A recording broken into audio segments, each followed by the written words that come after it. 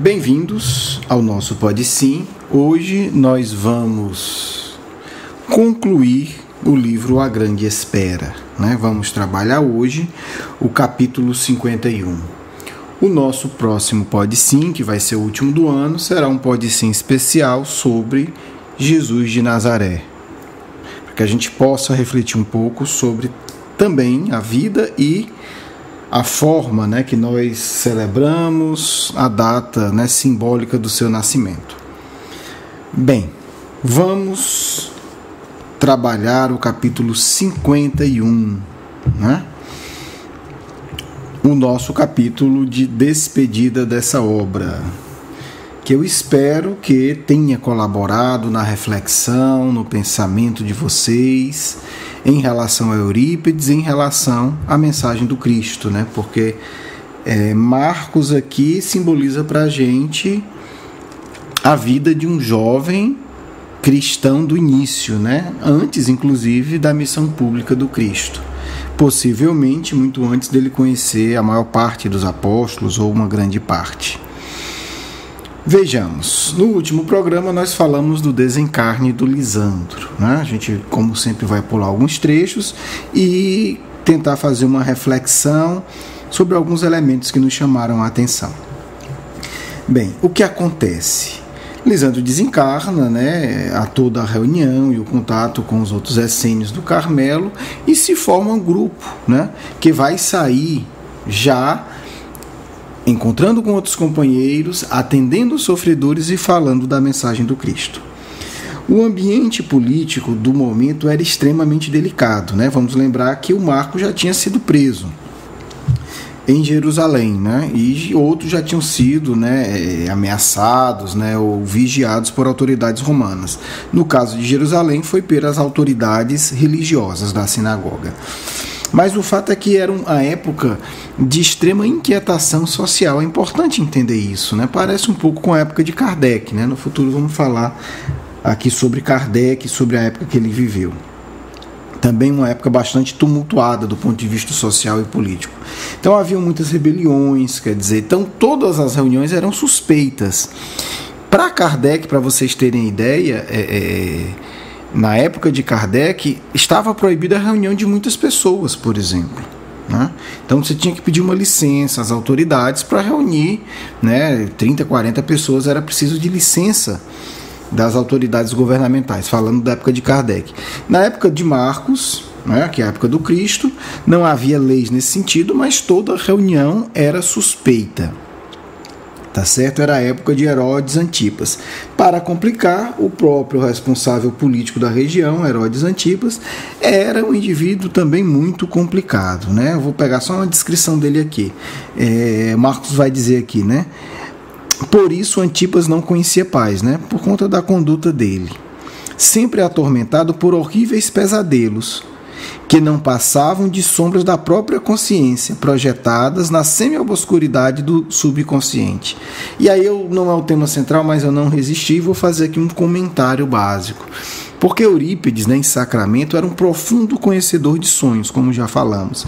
E aqui a gente começa a ver, né, já essa reflexão.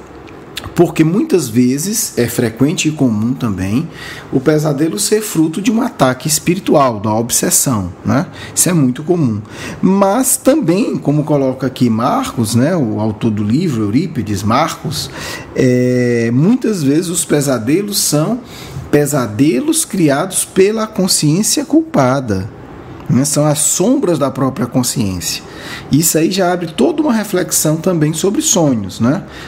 No futuro a gente vai poder trabalhar com esse tema, né? Já adiantando aí duas interpretações básicas. O fato é que, por conta de todo esse contexto, né, eles viajaram pelas terras do norte, tá certo? O grupo de Marcos é do sul, estamos falando da Judéia, né, da região, né, ali do Oriente Médio, né? Hoje está complicado, tem a divisão da Palestina, judeus, mas é a região que o Cristo viveu. E aí o que acontecia? Né? Eles viajavam falando quase sigilosamente às criaturas sofredoras e, em particular, orientando os companheiros, quer dizer, os outros essênios, aquelas pessoas espiritualizadas que já sentiam, né, que o grande enviado de Deus estava chegando, ia chegar, então era dada a grande notícia e, paralelamente, também o consolo aos sofredores. Tudo feito de uma maneira muito discreta.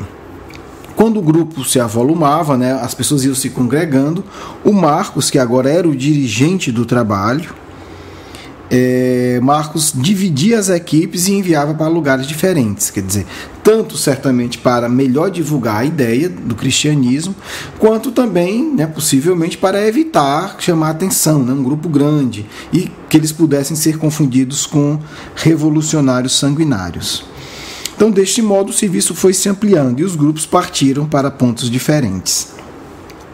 Normalmente, quando eles iam nos lugares, eles não frequentavam as sinagogas, né, que eram os ambientes religiosos do povo judeu, né, as igrejas católicas, equivalente aqui, ou templos protestantes, ou centros espíritas, né, na linguagem de hoje. Eram os templos de oração, os lugares de oração. Mas certo dia, e aí a gente vai fazer uma reflexão bem interessante, observem isso. Um companheiro falou que estava com vontade de frequentar ali a sinagoga, de ouvir, né, de apenas ouvir.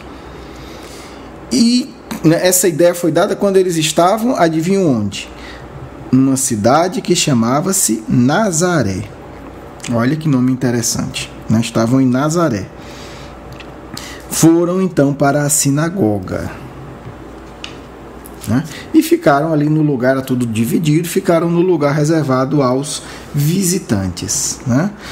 E aí eu vou pular alguns trechos, né? Tá no livro mais detalhado, foi feito todo o ritual, a leitura dos livros judaicos, né? Do Antigo Testamento, né? Na linguagem nossa, há diferenças. E aí, depois que acaba toda a leitura, o responsável, né? O arquissinagogo, convidou Marcos para falar os textos. Todo mundo se surpreendeu, até porque Marcos, como sabemos, é o romano, né? E pelos próprios traços fisionômicos, era visível que ele era romano. Mas Marcos pensou, já que me chamou, né? Por que não ir? Teve, né, uma curiosidade, porque normalmente as pessoas, os jovens não eram convidados, menos ainda o jovem desconhecido, com traço romano. Mas Marcos se empolgou e foi lá. E começou a falar, né? Deus sempre esteve conosco, começou Marcos. Eu vou pular alguns trechos. E aí, o que é que comenta que o livro? A certa altura, né, da palestra de Marcos, um jato de vigor banhou a mente do expositor, né? E lhe deu um imenso potencial no verbo,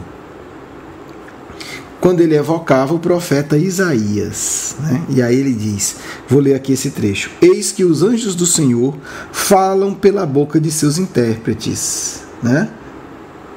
Anunciando as grandes coisas ao povo de Israel.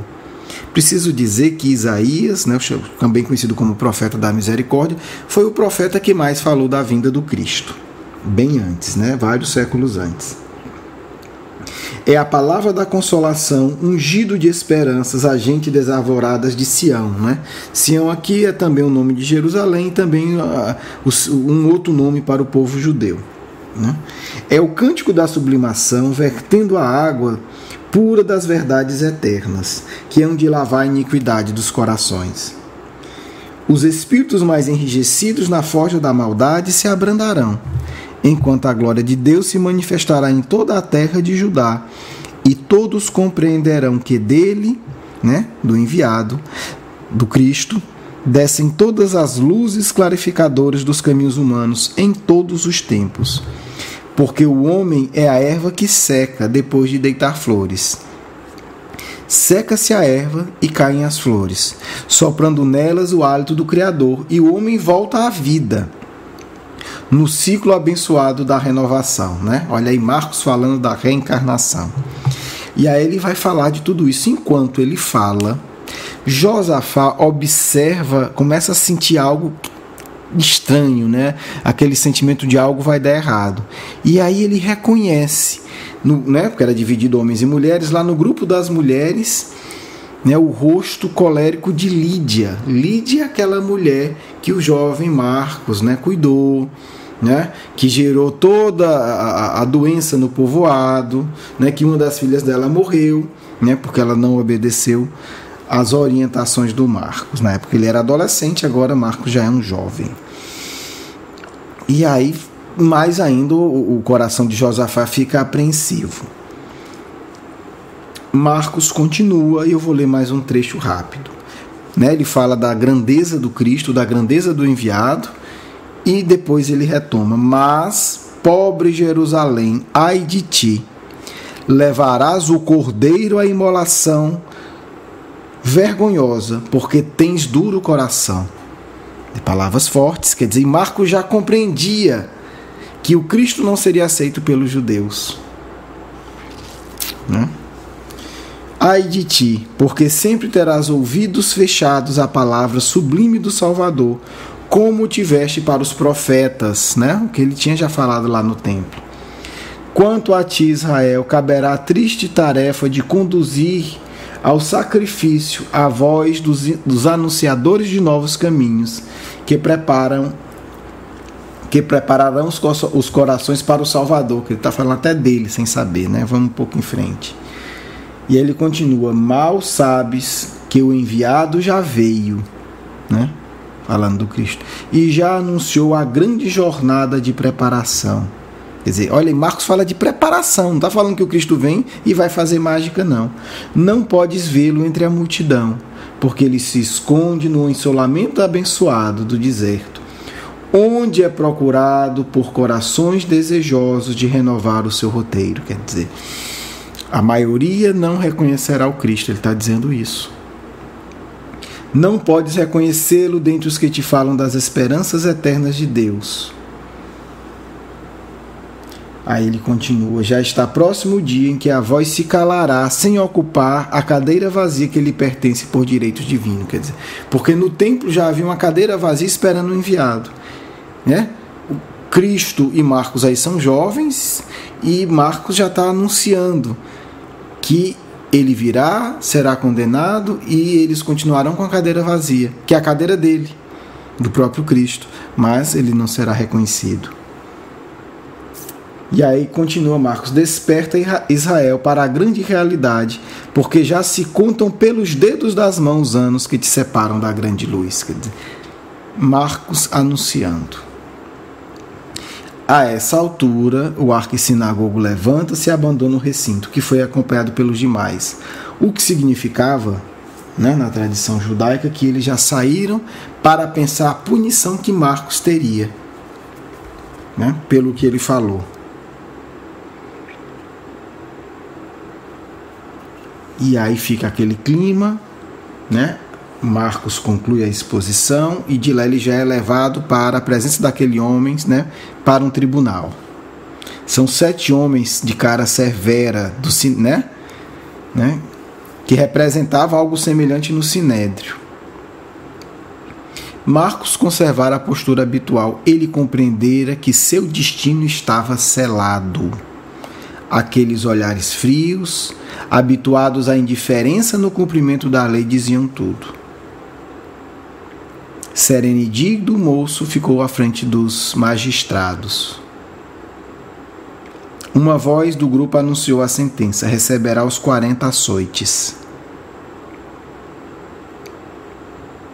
E aí Marcos ficou em silêncio, porque viu que de nada adiantava falar. O sumo sacerdote, depois de falar que Marcos estava calado porque sabia que era culpado, continuou. O sumo sacerdote, né, do templo de Jerusalém já tinha dirigido a essa casa um aviso recomendando que tivéssemos cuidado contigo e que em caso de residência te puníssemos. Sabíamos que mais dia menos dia tu cairia em nossas mãos, pois há muito já fomos avisados. Olha aí, né? E aí a gente entende o que aconteceu.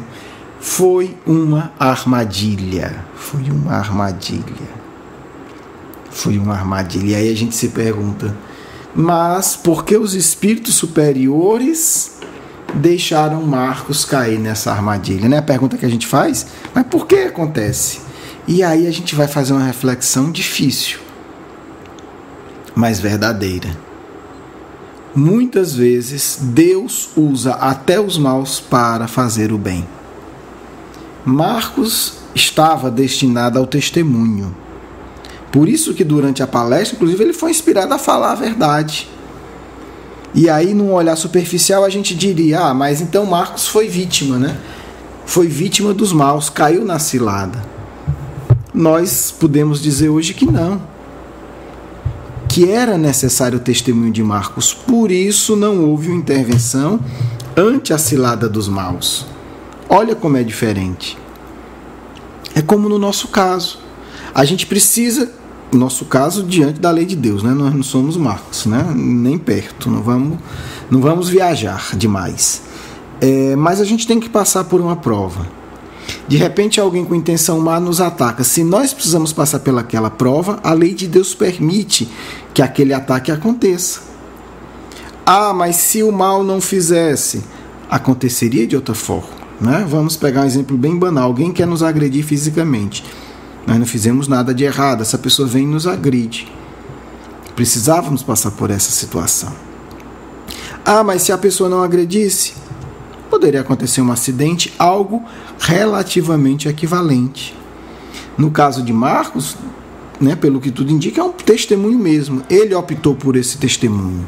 E aí nós começamos a entender, né, que a lei de Deus ela está acima das ações humanas. Se ocorreu, está dentro da lei de Deus, né? É um pensamento forte, porque isso nos indica que devemos ter prudência, ordem, mas também resignação ante situações que, de um jeito ou de outro, foram inevitáveis, né? Porque no final das contas são provas necessárias ao nosso engrandecimento espiritual. Voltemos ao livro, e aí alguém comenta, né? Mas esse jovem parece romano, e nesse caso poderemos ter complicações, né? Alguém da sinagoga, porque como romano ele estaria primeiro submetido a Roma, e não aos judeus. Mas o arquissinagogo responde, tudo está previsto, faremos cumprir a lei, né? Que manda que dê morte secreta aos transgressores dos arcanos. Quer dizer, já estava tudo planejado, um tipo de sentença que indica morte secreta. Então eles não teriam nem que falar para Roma que estavam punindo um cidadão romano. Além de tudo, concluiu ele, acabamos de receber a denúncia de uma pobre mulher de nome Lídia, cuja filha foi morta por esse acusado, no sul da Judéia. Olha aí a trama. A trama do sumo sacerdote se soma à trama da miserável Lídia, né? Que vai lá também denunciá-lo. Quer dizer, há uma trama maior que se soma a trama menor. E aí o que acontece? Vamos ver como é que Marcos recebe essa notícia que ele será morto secretamente. No recolhimento humilde do coração, o jovem evocava as ocorrências da excursão, toda pontilhada de acontecimentos inesquecíveis. A impressão que dá é que nesse momento Marcos começa a ter o que a gente chama de lembrança da morte, né? Só que normalmente quando acontece, é como se a gente fala, a vida passa de uma vez.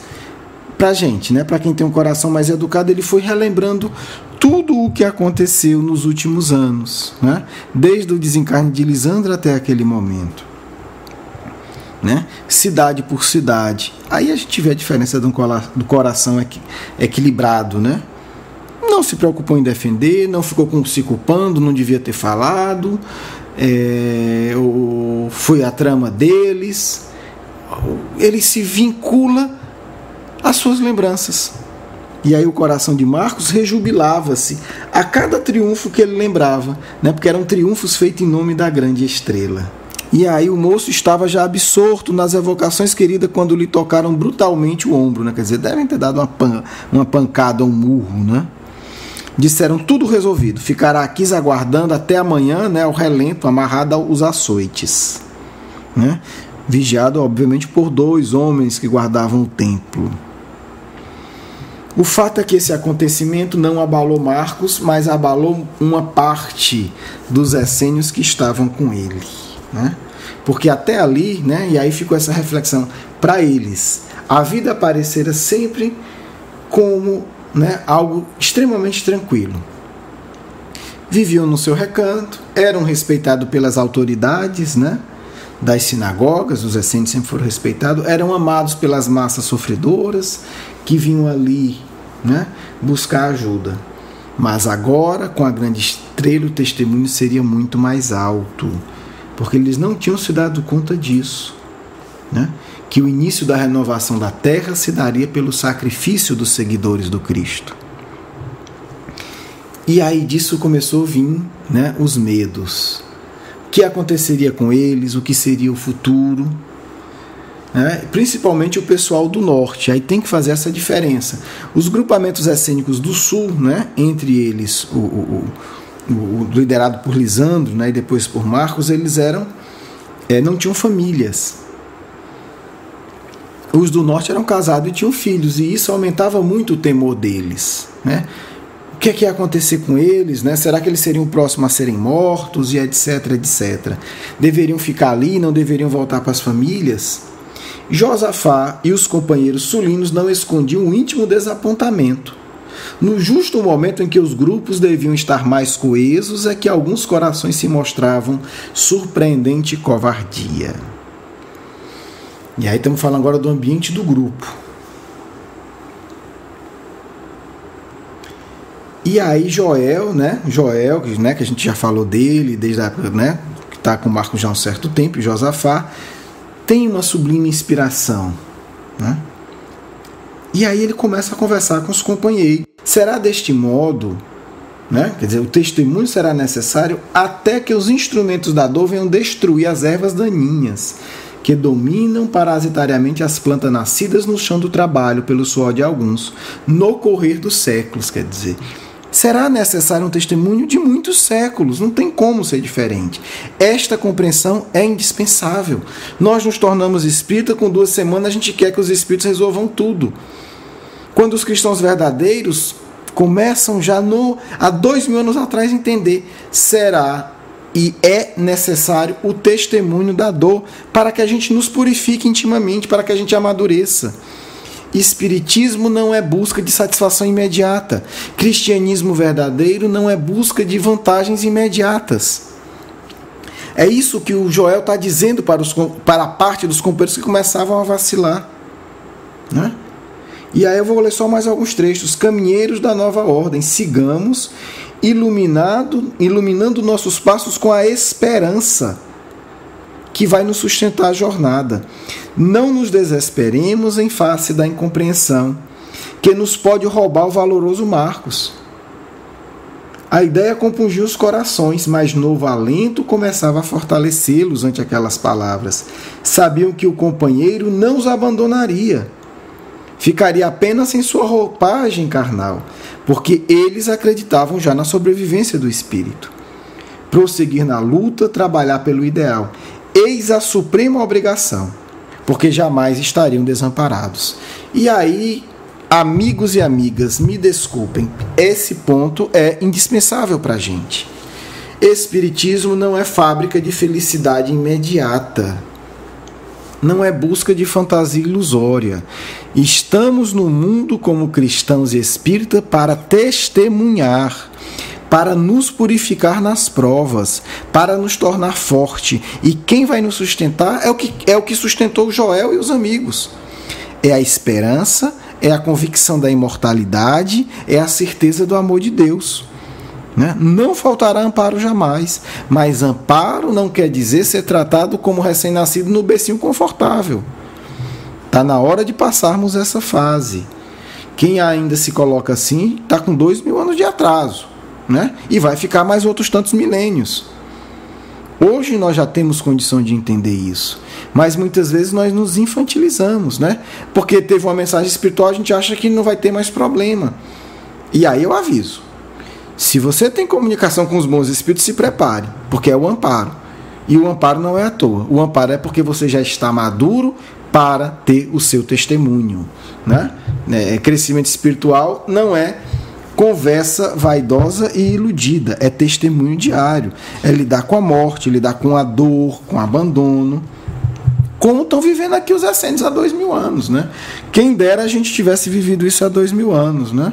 Mas, já que estamos aqui, quem dera, 2000 anos depois, nós possamos entender e pedir para Deus para viver os nossos testemunhos com dignidade. Vamos para a etapa final, meus amigos. Vamos agora para o final do final, o último trecho do livro. Marcos foi morto, né? É isso que ele já conta aqui. Está lá uma ossada humana insepulta numa valeta extensa, no campo de uma colina próxima ao Tabor, né? Quem quiser refletir sobre o Tabor, tem lá na nossa primeira aula, falando do simbolismo do Tabor. Marcos estava ali próximo.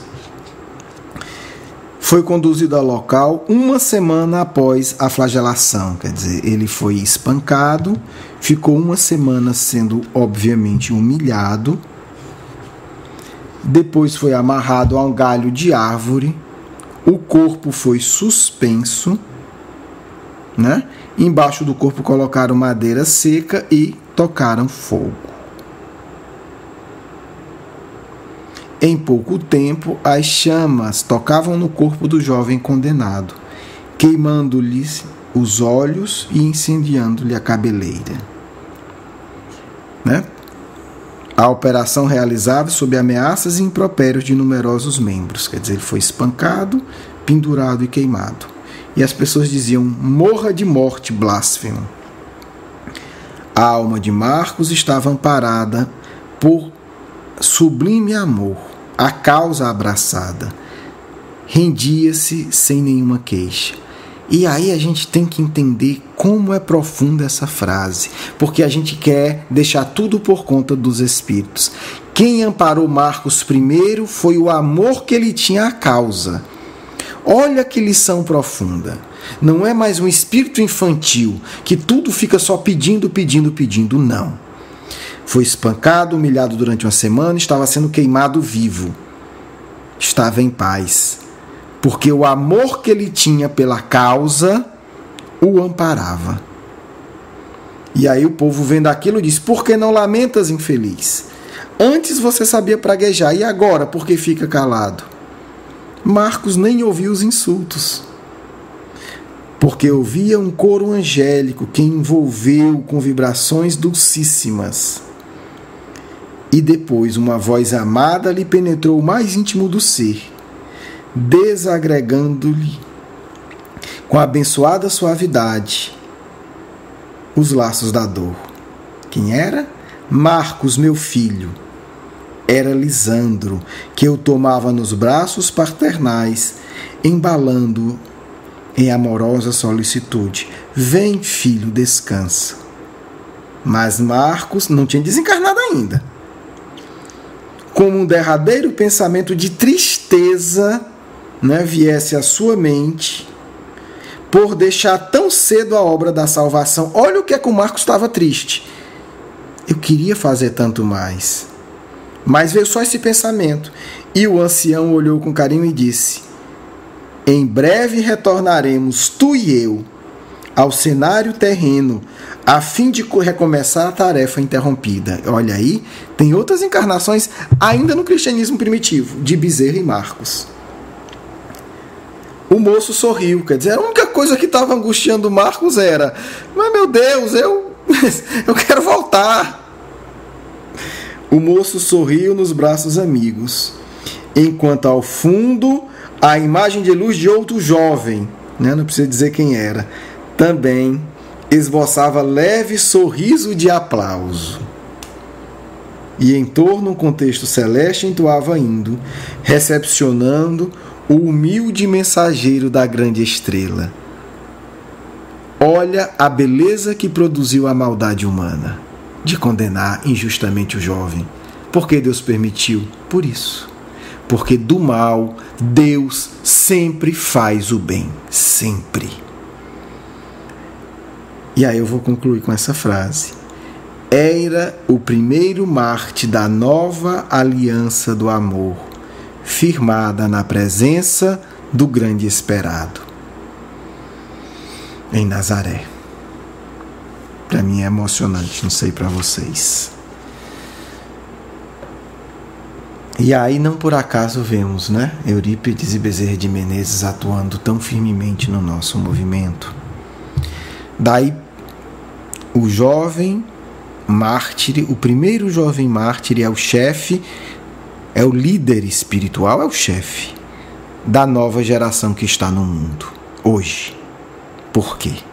Porque a aliança foi firmada com o sangue dele, com o próprio jovem de Nazaré, em Nazaré.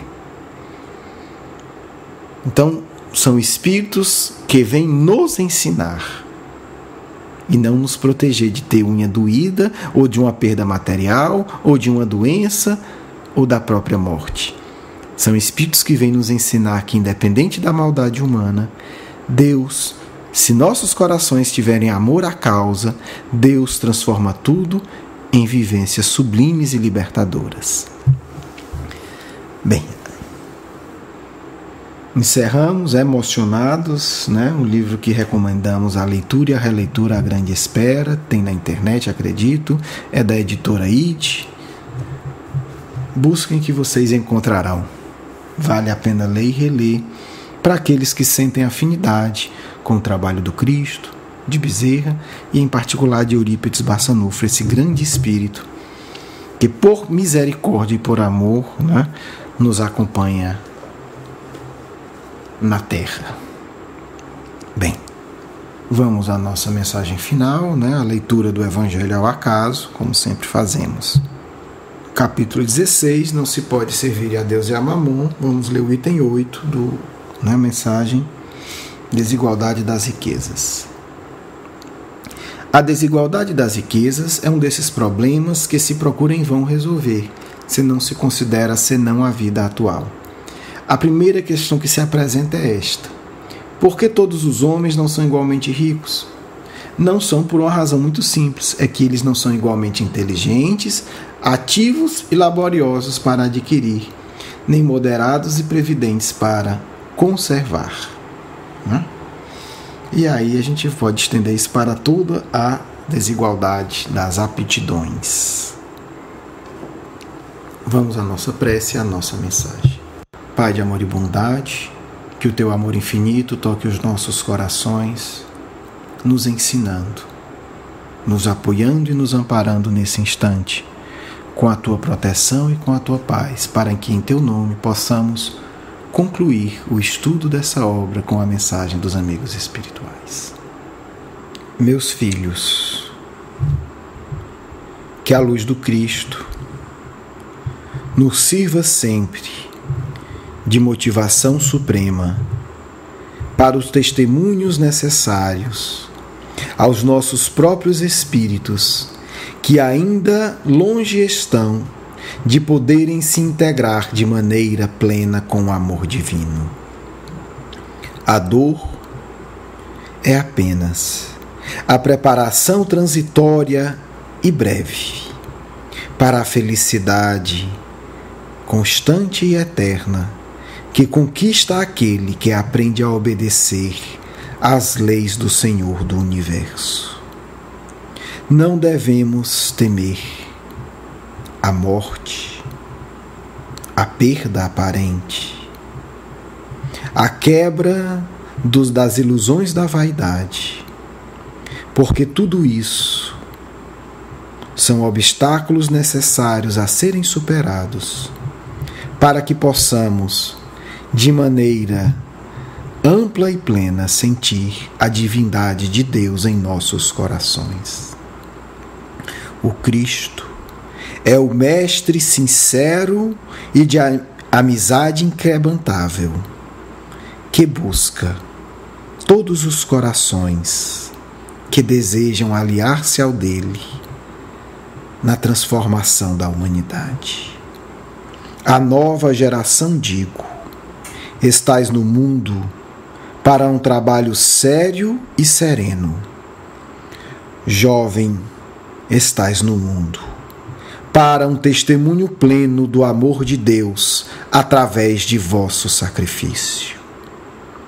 A abnegação, disciplina íntima e coragem são requisitos indispensáveis para todos aqueles que desejam alçar os corações às regiões iluminadas daqueles que já se sentem verdadeiros filhos do Criador infinito.